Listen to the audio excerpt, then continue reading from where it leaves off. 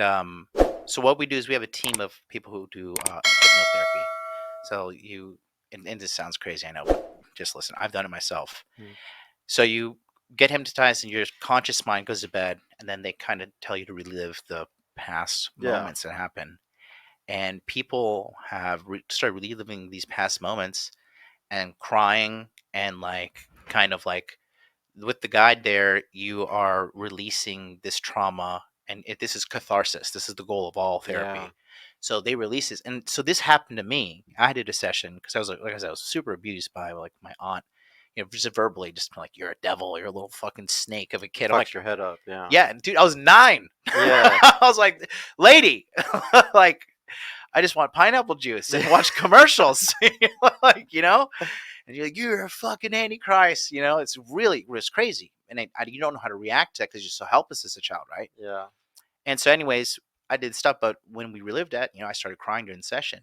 But I swear to God, when I was done with everything, I physically felt like 15 pounds lighter. Yeah. Literally, your spirituality is that takes that weight off of you. Yeah, and the thing is, so many people have that in them right now. I would say 95% of the population, man. And it stems from broken families, Yes. broken homes where dad is not in charge. When dad's in charge, there are no fucking strippers on the stripper pole. No sons in jail. And the sons are not in jail. Yes. Okay.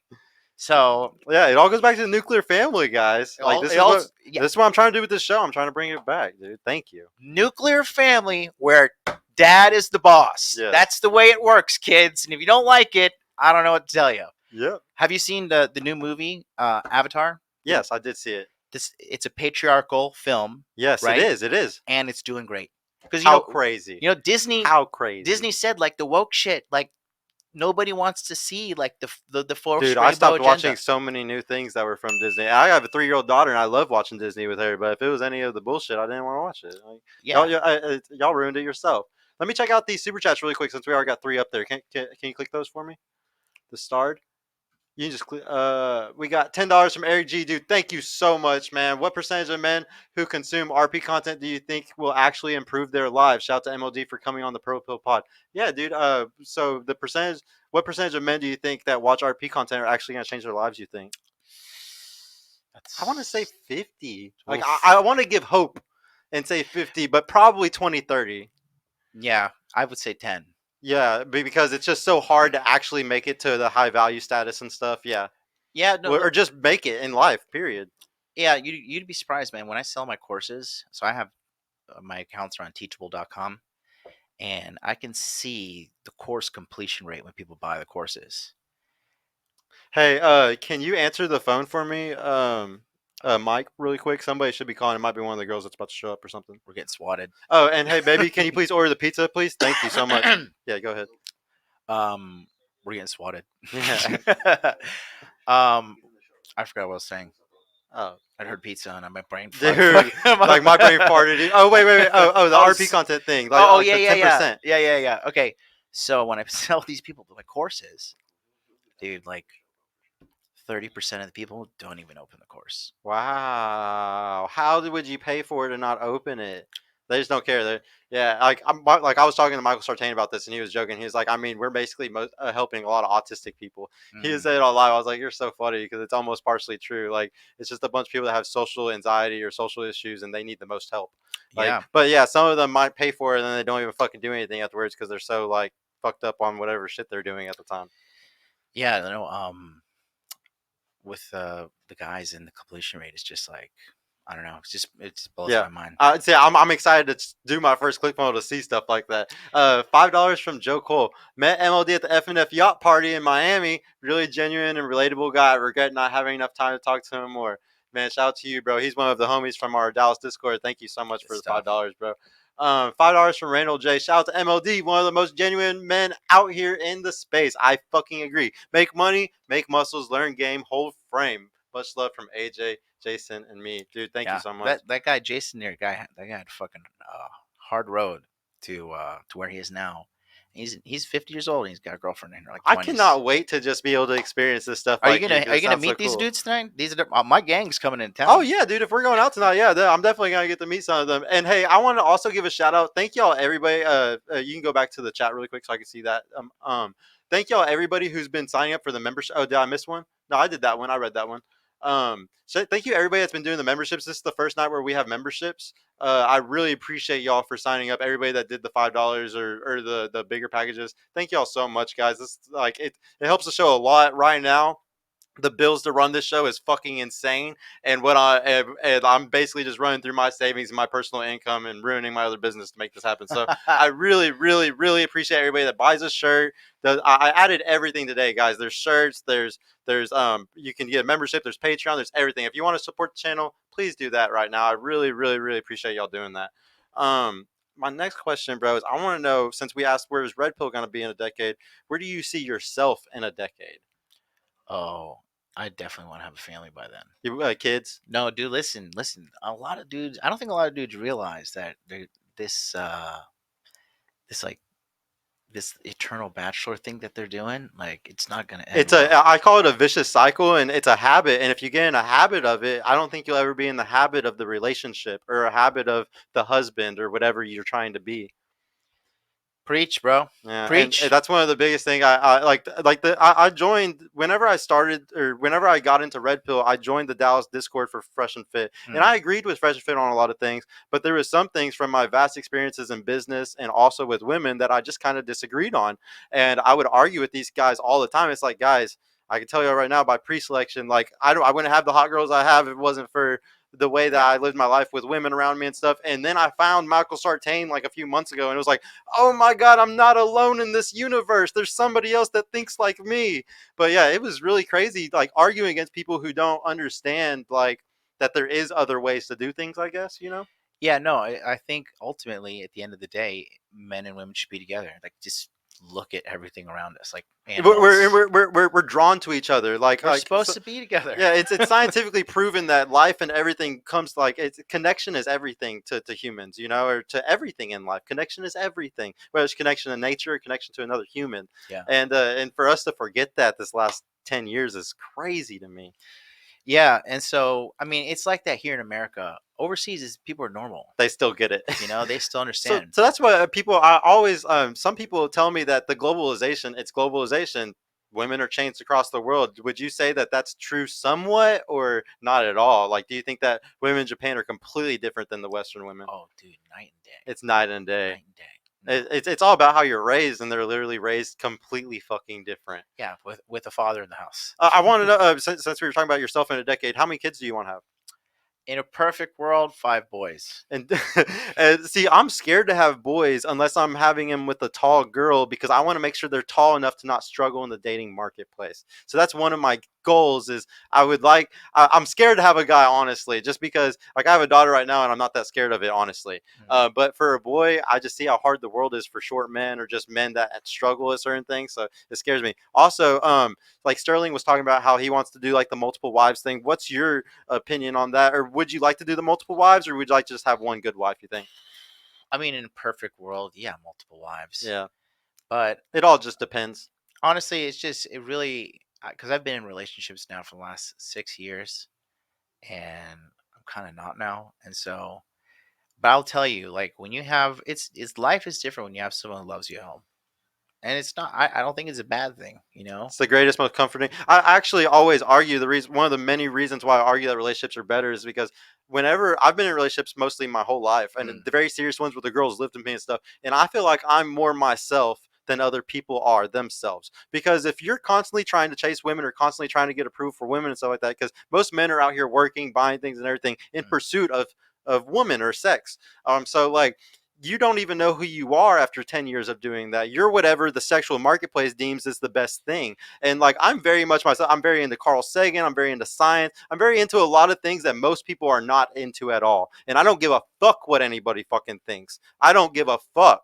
I know that I'm better than all of them and I'm smarter than all of them because I took this path, because I chose to learn all these different things. mm. And so like, and I feel like if I was always constantly, like when I'm single, I'm very extrovert. I'm out all the time. I'm always hanging out with people, and I'm constantly dressing or making myself whatever other people approve of that I'm around. Yeah. But when I'm in a relationship, I'm a nerd. Me and my girl are having stupid voices and doing stupid nerdy things that you would never normally do with people. But when you're that comfortable, you get to become your true self, I feel.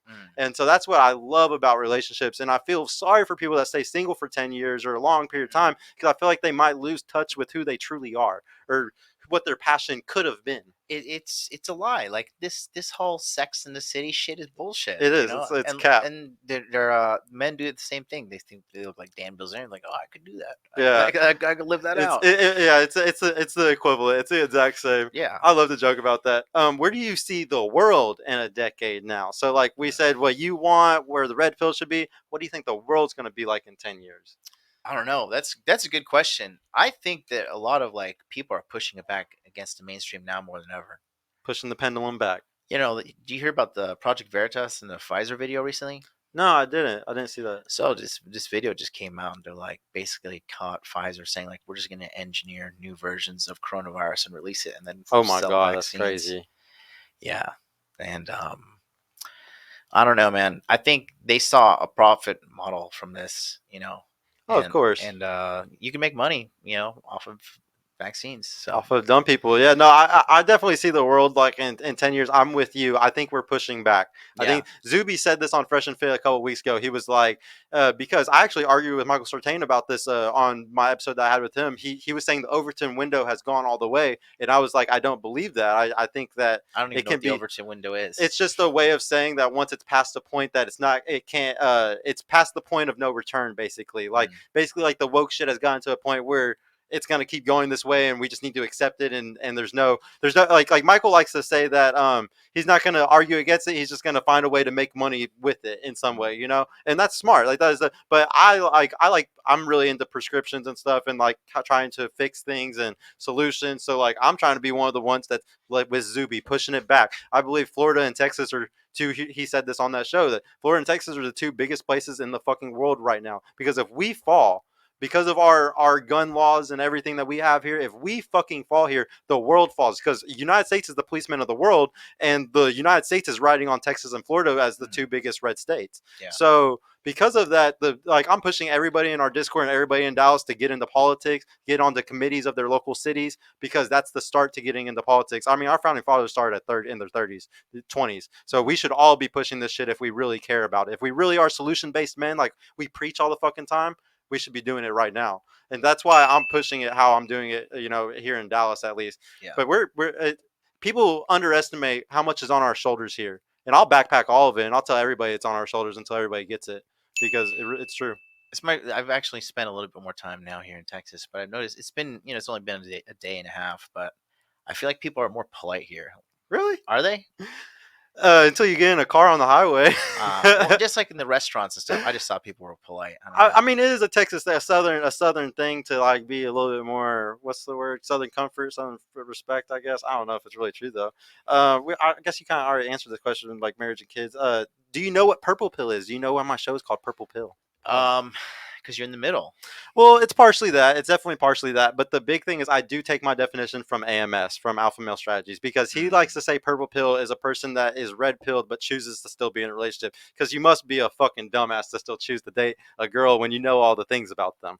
And that's what he likes to talk about on his show. But he's made tons of videos on purple pill, and that's why I did this. Isn't he in a relationship now though? No, he is still spinning hard. He's definitely still single. He makes videos regularly that are still talking about how he stays in the game to make sure he can still give good advice for guys that are still in the game. I think he would be purple pill if he didn't have so many girls flocking to him. He truly likes it more. He talks a lot of good stuff about purple pill. He teaches a lot of men how to be in relationships. Honestly, I think his prescriptions for it are some of the best in the manosphere personally. So what's he saying, that when you're in a relationship with a girl, like she's gonna cheat no matter what, so it's a bad idea? No, like he thinks that hypergamy isn't fully in that way. He thinks that a woman that is attached to you will not cheat. So I agree with him on that also. But so I think hypergamy does have a check sometimes for some women in that way. Another thing is he says if you're in a relationship, y'all both have a curfew.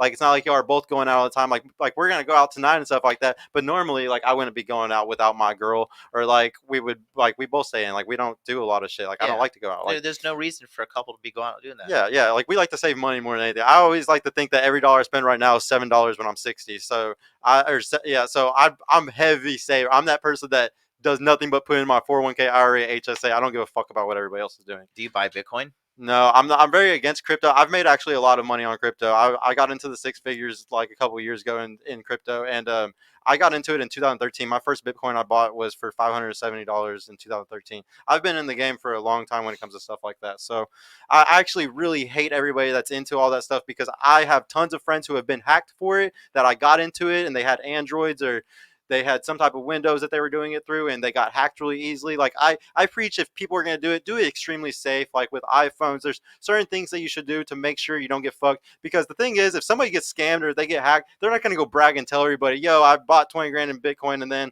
all my shit got lost because I had a keylogger on my phone the whole time. Like nobody brags about those things. So I try to come out here and tell people, like, because I helped a lot of friends make a lot of money and I watched them lose it all too. So I try to teach them the negatives of it more than anything, sadly. And if you are going to do it, DCA into it at 10% like you're supposed to. Like you're not supposed to sit there put like 100% of your savings into it. You know, I'm very much about maxing your 401k or IRA, your HSA. It's one of the biggest things I teach on my show. Do you think the crypto market will pump in 2025? I don't know when it will. I know it will pump again. I just don't know when it will. I've watched the Fed chairman for everything, bro, and that's all I watch is that motherfucker. And I know the market moves based off of him. I know that crypto still has money to lose depending on what he says in the next 6 months. It just depends if he decides to raise interest rates more or not. That's the way I see it, though. Yeah, I think those rates go up. I do. Do you know I do a crypto show? No, I didn't. I did not Yeah, know that at all. yeah. I've been doing a weekly crypto show since 2019 called the Tokyo Crypto Show. And yeah, we interviewed John McAfee at one point before he died. That's fucking It's an crazy. old interview. You should check it out. Yeah, I do need to check. Dude, if y'all need any crypto help, go to him because, yeah, don't come to me because I'm going to tell y'all don't even fucking buy any. No, I'm just very anti fiat currency. Yeah, no, I am too. At the end of the day, I really, really hate the system. Like, I want to say that I always tell people I was originally red pilled before a lot of people from the video Zeitgeist when I was 15 years old. Did you ever see Zeitgeist by Pierre Joseph? Yeah, man, that shit was heavy, bro. Yeah, it was the original red pill to me. Learning about the money system, learning about religion, learning about the government, like how it all 9/11, you know, that shit like was the original red pill to me and like originally woke me up. And but yeah, I hate the money system too more than anything. I'm like Sartain in this aspect where I'm just gonna learn to make as much money as I can so I can be like Elon Musk and change the world how I want to with all the money I'm making. I wanted to give you I wanted to push back on something about, but you might have actually already convinced me because you taught me what inner game was. I thought inner game was more like frame, but I guess I was wrong in that aspect because I wanted to ask you. I have beef with muscles in game, and the reason why is because I don't like muscles because it focuses men on vanity. Sometimes it's not every man. Some men though will get into it and they become insecure and they start posting pictures every day of their body. Like it's something that like. And then it gets them into the hedonistic cycle of maybe only spinning plates or only sleeping with women. Like it's actually amazing for the men that need help. But if a 10% man or a guy that's already doing good gets into the gym or something, it just makes him the most egotistical fuck that will just run around and fucking ruin other marriages and do all types of fuck shit. And so I don't like, but this is just something I just like to push back on against everybody that likes to do the most stuff because I personally don't go to the gym. And but I know it is better. At the end of the day, I know I'm wrong, but I still always argue this point just for shits and gigs. So make muscles is not necessarily about making muscles, but it's just about not being fat. That's what true, and that's why I always say too. Yeah, just don't be fat. Because I have a free weight loss course that has like cooking plan, exercise plan, and like lectures on sleep, hydration, all that stuff. Because that's what I tell people. Because I live in Japan, right? So everybody's skinny there, huh? Yeah, it's the lowest obesity rate in the world. That's 5%. So when I come here and see all these fat people, huge, these whales everywhere, dude, Walmart golems. Yeah, no, and that's why